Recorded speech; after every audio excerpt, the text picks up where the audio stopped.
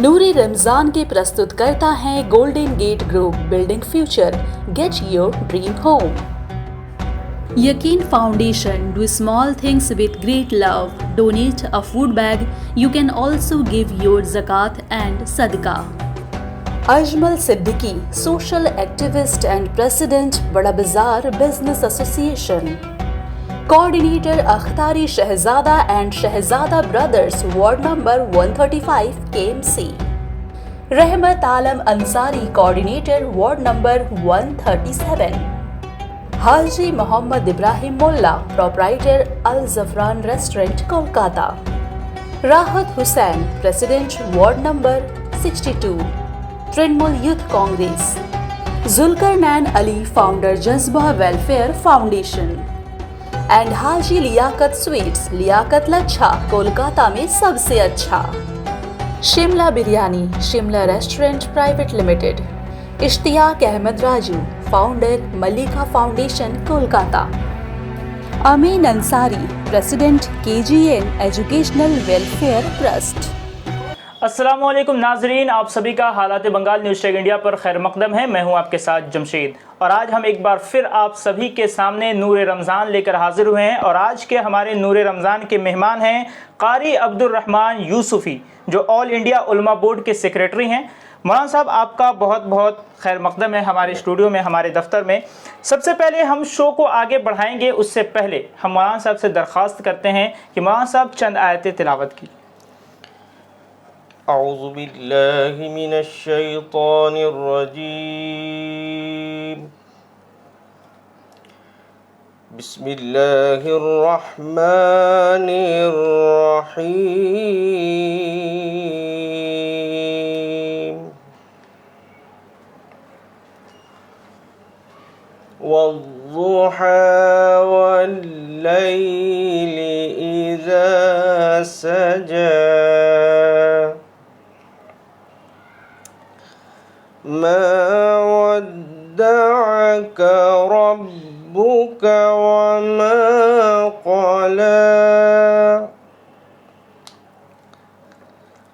वलल आखिरतु खैरुल luck मिनल ऊला वलसौफ युअतीक रब्बुक फतर्दा अलम यजिदक यतीमन फआवा ववजदक ضالًا فهدى ووجدك عائلا فأغنى فأما اليتيم فلا تقهر وأما السائل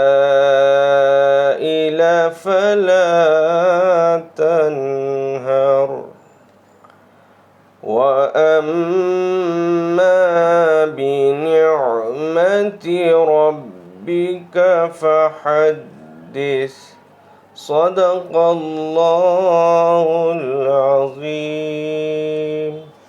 माशाअल्लाह, बहुत बहुत शुक्रिया मौलाना साहब।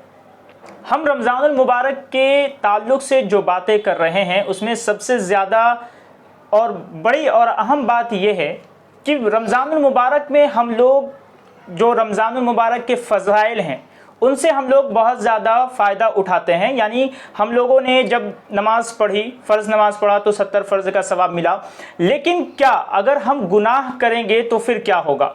आज हम मौलाना साहब से उसी बात पर बातचीत करेंगे और इसी बात को जानने की कोशिश करेंगे कि आखिर मौलाना साहब, जब हम रमज़ानुल मुबारक के महीने में नेकी करते हैं तो उसका अज्र जो है हमें बहुत ज़्यादा मिलता है, लेकिन जब हम गुनाह करेंगे तो नौज़ुबिल्लाह फिर क्या होगा? بہت اچھا آپ نے سوال کیا. ہمارے معاشرے میں برابر ہم مساجد میں علماء سے سنتے رہتے ہیں کہ ایک فرض پڑھتا ہے اگر کوئی رمضان میں تو 70 فرض کے برابر ثواب ملتا ہے, اور جب کوئی نفل پڑھتا ہے تو فرض کے برابر ثواب ملتا ہے. یہ فضائل کے تعلق سے ہے کہ اس کی فضیلت, اس کی اہمیت, اس کی حرمت بہت زیادہ ہے. جہاں اس کے فائدے زیادہ ہیں وہاں اس کا نقصان بھی زیادہ ہے اس ماہ مبارک کا. اب آپ سوچ رہے ہوں گے کہ بھائی رمضان کا کیا نقصان ہے, تو میں عام زبان میں آپ کو ایک بات آپ کے ناظرین کو بتاتا چلوں کہ دیکھیں, میں عام طور پہ آپ کو سمجھاتا ہوں کہ ایک دوا ہے جو اگر کوئی ہارٹ کا پیشنٹ ہے اور وہ دوا کھاتا ہے تو وہ ہارٹ کے پیشنٹ کے لیے وہ دوا بہت فائدہ مند ہے, اس کی زندگی اس سے بچی ہوئی ہے, اس کے ذریعے وہ اپنے آپ کو زندہ رکھ پایا ہے. کوئی کینسر کا مریض ہے, پیشنٹ ہے, تو وہ کینسر کی دوا کھاتا ہے, اور کوئی کسی بیماری میں مبتلا ہے وہ اس کی دوا کھاتا ہے تو اس کے لیے وہ دوا فائدہ مند ہے. اگر کوئی دوسرا آدمی اس دوا کو کھا لے جس کو وہ بیماری نہیں ہے, جیسے کہ کوئی نارمل آدمی ہے اس نے کینسر کی دوا کھا لی تو اس کو ریئیکشن کر جائے گا دوا. جس کو ہارٹ کی بیماری نہیں ہے اس نے ہارٹ کی دوا کھا لی تو وہ دوا ریئیکشن کر جائے. تو اسی طرح اگر اس رمضان میں نیکی کرنے کا ثواب بہت ملتا ہے تو اس ماہ مبارک میں گناہ کرنے کا عذاب بھی اتنا ہی ہے. عام زبان میں آپ یہ سمجھ لیں کہ اگر یہ رمضان اللہ کے بندوں کو اللہ معاف کر دیتا ہے اس ماہ مبارک میں, تو بہت سے لوگ ایسے بھی ہوتے ہیں جو اس ماہ مبارک کی وجہ سے جہنم میں چلے جائیں گے. کیونکہ آج ہمارے معاشرے میں دیکھیے, خصوصاً نوجوان طبقے کی میں بات کر رہا ہوں, کہ آپ دیکھیں گے کہ رمضان میں بھی ہیڈ فون کان میں لگائے ہوئے ہیں اور وہ گانے سن رہے ہیں. جب ان سے کہا جاتا ہے کہ بھائی رمضان ہے, آپ رمضان میں رمضان کا احترام کیجیے, آپ گانے کیوں سن رہے ہیں, تو وہ صاف جواب دیتے بھائی ہم روزہ بہلا رہے ہیں. یہ سننے میں ملتا ہے کہ ہم روزہ بہلا رہے ہیں, ہم گانا سن رہے ہیں. اور اس طرح سے جو بھی چیزیں ہیں جو رمضان میں نہیں کرنی چاہیے, اور رمضان میں کیا پوری سال اور پوری زندگی میں نہیں کرنی چاہیے, اگر وہ چیز کر رہے ہیں اور مسلسل رمضان کے مقدس مہینے میں بھی کر رہے ہیں تو ایسے لوگوں کو ڈرنا چاہیے کہ کہیں خدا کا عذاب نہ نازل ہو جائے, اللہ کی طرف سے پکڑ نہ آ جائے گناہوں کی وجہ سے. مولانا صاحب, سوشل میڈیا کا زمانہ ہے, سوشل میڈیا پہ برابر سے اسکرول ہوتے ہوئے بہت سارا چیز سامنے آ جاتا ہے, تو اگر گانا آ گیا تو اس دوران اب لوگ کیا کریں؟ دیکھیے, ایک ہوتا ہے گانے کا آ جانا اور ایک ہوتا ہے شوقیہ طریقے پہ اس کو سننا یا اس پر دلچسپی لینا, اس پر انٹرسٹ لے کر کے سننا.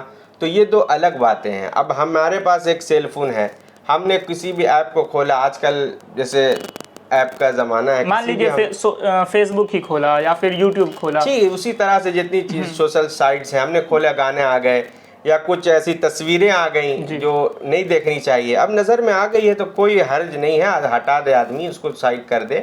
مگر اگر کوئی جان بوجھ کر کے اس کو سنتا ہے یا رمضان میں فلمیں دیکھتا ہے یا رمضان میں گانے سنتا ہے یا رمضان میں جھوٹ بولتا ہے, چوری کرتا ہے, رمضان میں وہ ساری چیزیں کرتا ہے جو غیر رمضان میں کر رہا تھا, تو اس کا گناہ بھی اس پر اتنا ہی زیادہ آئے گا, کیونکہ یہ رمضان کا مہینہ ہے, اس میں گناہ چھوڑ دینے چاہیے. رمضان المبارک میں بہت ساری جگہوں پر ایسا بھی دیکھا جاتا ہے کہ جہاں پر رمضان سے پہلے گانا بجتا ہے تو وہاں پر اب قوالی بجنا شروع ہو گیا ہے, نعت بج رہا ہے. تو پھر کیا وہ کیسا ہے؟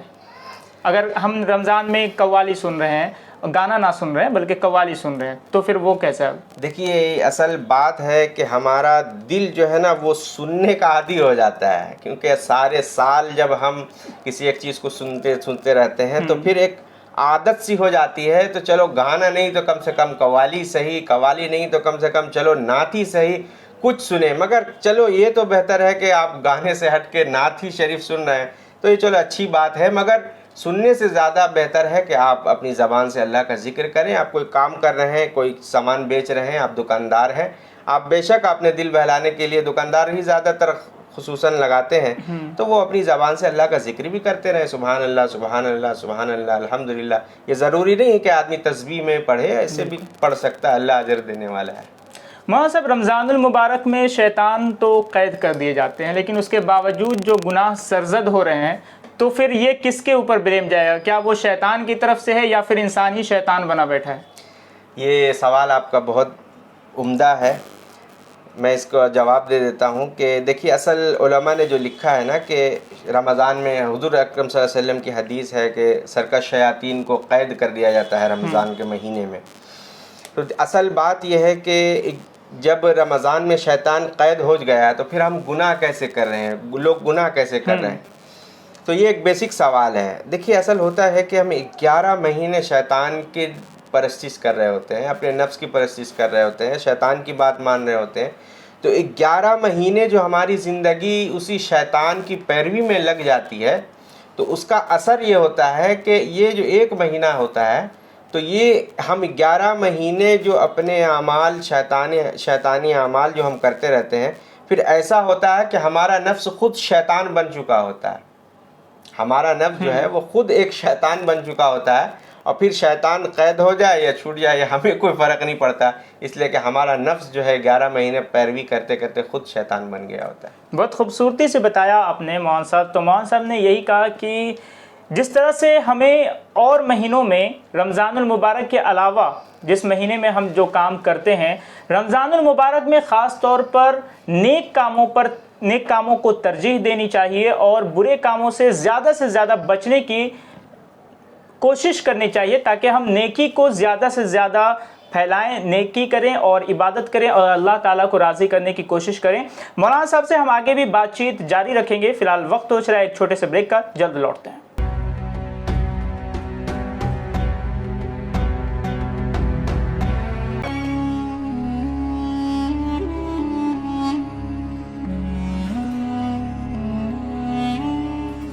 نوری رمضان کے پرستت کرتا ہے Golden Gate group building future, get your dream home.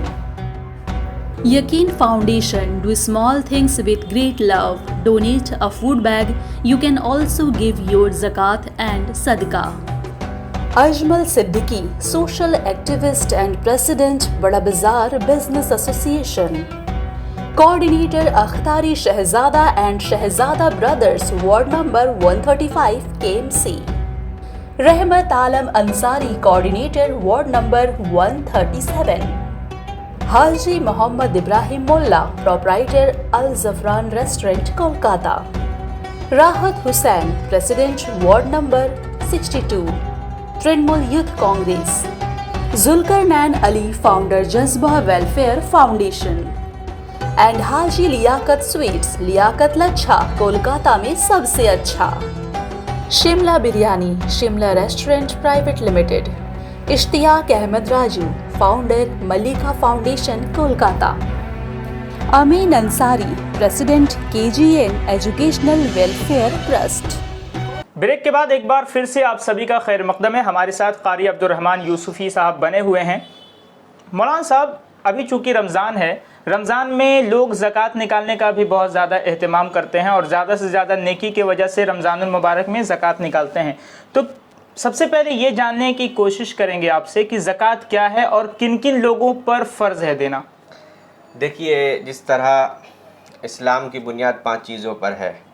پہلا کہ کلمہ توحید, لا الہ الا اللہ محمد رسول اللہ, کہ اللہ کے سوا کوئی معبود نہیں, محمد صلی اللہ علیہ وسلم اللہ کے رسول, جو کلمہ طیبہ ہے.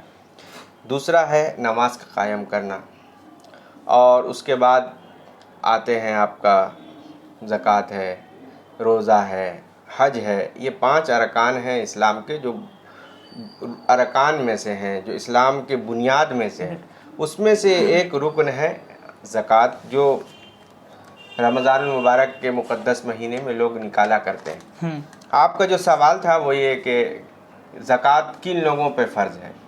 زکوٰۃ کے لیے یہاں بتایا گیا ہے کہ 52.5 تولہ چاندی اگر کسی کے پاس ہو, یا 7.5 تولہ سونا, یا رقم اتنی ہو, تو اس پر زکوٰۃ کا دینا فرض ہے. اب ہمارے یہاں جو زکوٰۃ ہے وہ کن کو دینا چاہیے. دیکھیے, زکوٰۃ کا جو مسئلہ ہے وہ یہ ہے کہ آپ غریبوں کو دیں, مسکینوں کو دیں, بیواؤں کو دیں, اور خصوصاً ان لوگوں کو تلاش کر کے دیں جو ایسے لوگ ہیں جو کسی کے آگے ہاتھ نہیں پھیلاتے ہیں. بہت سے ایسے لوگ ہیں جو مالی اعتبار سے بہت پریشان ہیں, مگر ان کی ضمیر گوارا نہیں کرتی ہے، اور ان کا جو مقام ہے اور جو خاندانی عزت کی وجہ سے یا اپنے نفس کی وجہ سے کہ وہ بھائی ہم مانگیں گے کسی سے تو وہ ہم کو کیا سمجھے گا، تو ایسے لوگوں کو تلاش کر کے دیں جو واقعتاً مجبور ہیں مگر کسی کے آگے ہاتھ نہیں پھیلاتے. اور میں گزارش کرنا چاہتا ہوں کہ سب سے پہلے اپنے پڑوس میں دیکھیں، اپنے رشتہ داروں میں دیکھیں. اگر آپ کا کوئی بھائی کمزور ہے مالی اعتبار سے تو اس بھائی کو مضبوط بنائیں. یہ زکوٰۃ کا جو سارا کا سارا نظام ہے ہمارے پاس، جو زکوٰۃ کا نظام اللہ نے ہمیں دیا ہے جناب رسول اللہ صلی اللہ علیہ وسلم کے ذریعے سے، وہ یہ کہ مسلمان مالی اعتبار سے بھی اسٹرانگ ہو. زکوٰۃ کا جو اصل مقصد ہے وہ کیا ہے؟ مطلب زکوٰۃ کی رقم کو کہاں استعمال کرنا چاہیے؟ دیکھیے جیسے ابھی مان لیتے ہیں کہ ابھی اس طرح کا مہاماری چل رہا ہے ہمارے دیش کے اندر، ہاسپٹل کی کمی ہے، بہت سارے ہیلتھ سیکٹر میں بہت ساری چیزوں کی کمی ہے، یا پھر اسکول کالجز کی کمی ہے، تو کیا زکوٰۃ کی رقم سے ہاسپٹل اسکولس وغیرہ بنائے جا سکتے ہیں؟ دیکھیے بے شک بنائے جا سکتے ہیں، اگر آپ کرنے کا جذبہ رکھتے ہیں، کوئی کرنے کا ارادہ رکھتے ہیں تو اللہ بھی ساتھ دیتا ہے. دیکھیے آج ہوتا یہ ہے کہ آج کروڑوں روپے زکوٰۃ کے نام پہ نکالے جاتے ہیں رمضان کے مہینے میں، اس سے زیادہ ہی نکالے جاتے ہوں گے، مگر دیکھیں کہ ہمارے پاس کوئی نظام نہیں ہے. ایک نظام ہونا چاہیے، کوئی ایسا ادارہ ہونا چاہیے کہ جہاں سارے لوگ پیسے جمع کریں اور ساری زکوٰۃ کے فنڈ وہاں دیے جائیں تاکہ وہ ایک کام کریں. آج ہمارے یہاں اگر کمی ہے تو کام کی کمی ہے. آپ نے جیسے کہا کہ کیا زکوٰۃ کے پیسے سے ہاسپٹل، بے شک زکوٰۃ کے پیسے سے ہاسپٹل بنایا جا سکتا ہے، اور ہر سال ایک ہاسپٹل بنایا جا سکتا ہے، ہر سال ہم ایک اسکول بنا سکتے ہیں، ہر سال ہم اچھے کوچنگ سینٹر بنا سکتے ہیں، اچھے تعلیمی ادارے قائم کر سکتے ہیں. مگر ضرورت ہے کہ اس پر کام کرے گا کون، اس پہ آگے آئے گا کون، اور اس پر کون ادارے کام کریں گے، یہ پہلے آنا ہوگا، دیکھنا ہوگا، اور پھر جو اگر ایسے ادارے آئیں تو پھر ان کا ساتھ دیں تاکہ اس جو بنگال اور بہار اور اس طرح کے جو ہمارے علاقے ہیں جو جس میں بہت زیادہ زکوٰۃ کے رقم نکالے جاتے ہیں وہ اس سے کام ہو. جیسے آپ دیکھیں ساؤتھ میں، ہمارے یہاں ساؤتھ میں زکوٰۃ کے فنڈ سے بڑے بڑے کام ہو رہے ہیں، کالج کا کام ہو رہا ہے، اسکول کا کام ہو رہا ہے، اسپتال بنائے جا رہے ہیں، اور عمدے سے عمدہ کالج اور یونیورسٹی کا پلاننگ ان لوگوں نے رکھا ہے.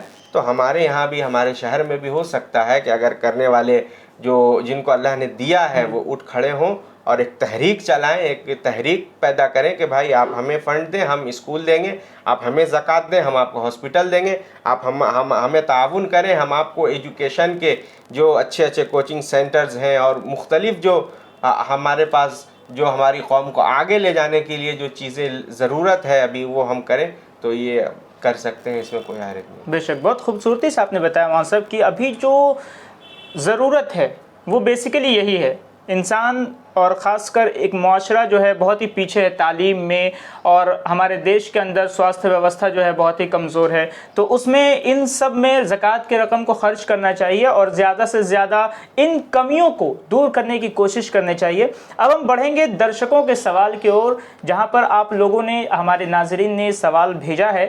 مولانا صاحب ایک درشک کا سوال ہے کہ کیا آکسیجن لینے سے روزہ ٹوٹ جاتا ہے، یا ان کا، اور ساتھ میں انہوں نے یہ بھی ایڈ کیا ہے کہ اگر ہم خون ٹیسٹ کراتے ہیں یا انجیکشن لگواتے ہیں تو کیا ہم روزے کی حالت میں انجیکشن لگوا سکتے ہیں؟ دیکھیے آکسیجن کا جو انہوں نے سوال کیا، بے شک آکسیجن لے سکتے ہیں، اس سے کوئی روزے کا کوئی تعلق نہیں ہے.